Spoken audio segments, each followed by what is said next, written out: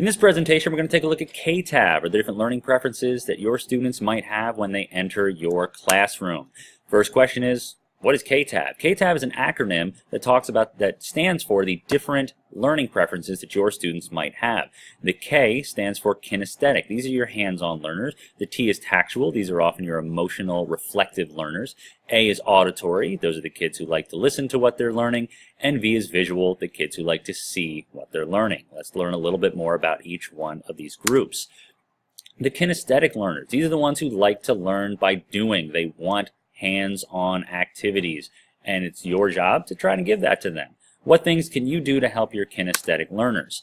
Well, in terms of how to assess them and what it is that they know, short definitions, fill in, multiple choice, anything where you can get them to actually physically do something or put their hands on something. Projects are also a really good idea for these kids. Long essay questions and long tests, that is going to be a little tough for some of these kids to do because they often have issues being still. They have short attention spans and can get a little bit off task if they have one long, kind of in their mind, boring thing that they need to complete. So how do you want to teach these kids? Short study blocks, any place that you can go, anything that you can get them to physically put their hands on will get them more interested and active in their learning. They like to learn by doing and solving real-life problems, and they cannot sit still long. So you want to be a little bit careful with these kids in keeping them moving from activity to activity. Having them sit for 45 minutes on one thing could be tricky. The tactual learners, these are the emotional learners. These are the ones who like to form an emotional connection with the information that they're getting. Things that you can do for the tactual learners. First, essay questions and low pressure situations are good for these guys. If you have a very high pressure final and midterm, these are the kinds of kids who might struggle with that a little bit. So if you can try to take the pressure off somehow, that would be a great idea for these kids.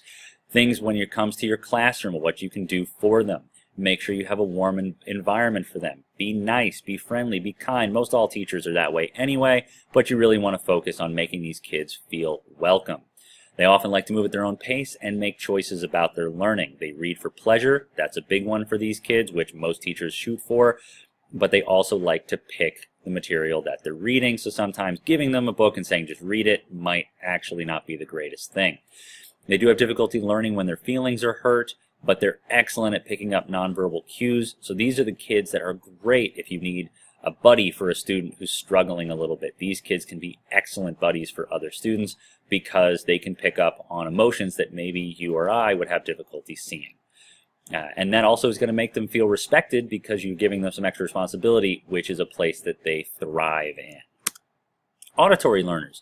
These are the kids that like to hear what it is that they're learning. They love written responses to lectures. They're good at listening to lectures. They're the kids that can focus for 50 minutes in a lecture situation and hear every word you say and remember it. A lot of kids have trouble with that. These kids excel in that kind of a thing. They're not particularly good at just giving them a very long passage to read and then expecting them to pull information from that. That can be a weakness. Ways that you want to get the best out of these learners, anytime that you can give them information that they can hear. So podcasting or videos that these kids can listen to and see, that would be a great help in getting these kids information. Some characteristics for these guys: they tend to be natural listeners. They often think very linearly, but they can be slow readers. So if you can get away from just reading material and have them listen to it, that is a big help for these guys. The visual learners, these are the kids who like to see what it is that they are learning. They like diagramming, reading maps, essays, anything that shows a process. These kids like to see what's going on. And one of the characteristics is they like to sit in the front of the class. These are the kids that don't want their view obstructed. You should do that for them. They like to draw or outline what's going on. They like to diagram stuff, and flashcards are a really good tool for these kids in their learning. They do need some study quiet time, because if they're trying to process things through their ears and through their eyes, it's really going to hinder their learning. So you want to make sure you give them a quieter environment. It will help them out. Well, that brings us to the next part, which is multimodal learners. What studies have found is that most people do not have a single preference, and in fact can learn through two or three or all four of those learning styles. And what does that look like? You need to blend your teaching, and we'll get to that a little bit more in a second. But this is a diagram talks about a particular study of 250 students that are medical students, and they gave them each a test to figure out what kind of learning do they prefer. And they found out actually the minority of students are what's called unimodal, that they have one learning preference that they really have, and the other three are very weak. What they found is the vast majority of students are multimodal, that they like 2 or 3 or 4 different learning styles. And if you look at these pie charts a little bit, this light pink area here and here are the students that are multimodal. So the majority of people, both male and female in this particular study, are multimodal. Well, what does that mean for you? As a teacher, if you have students that are coming into your room, some of them might be kinesthetic and visual. Some of them might be auditory and tactual. What is it that you have to do? You have to do a little bit of everything. It's a good idea to sprinkle in some of every type of learning for your students so that you can cater to all the different ways that they want to learn.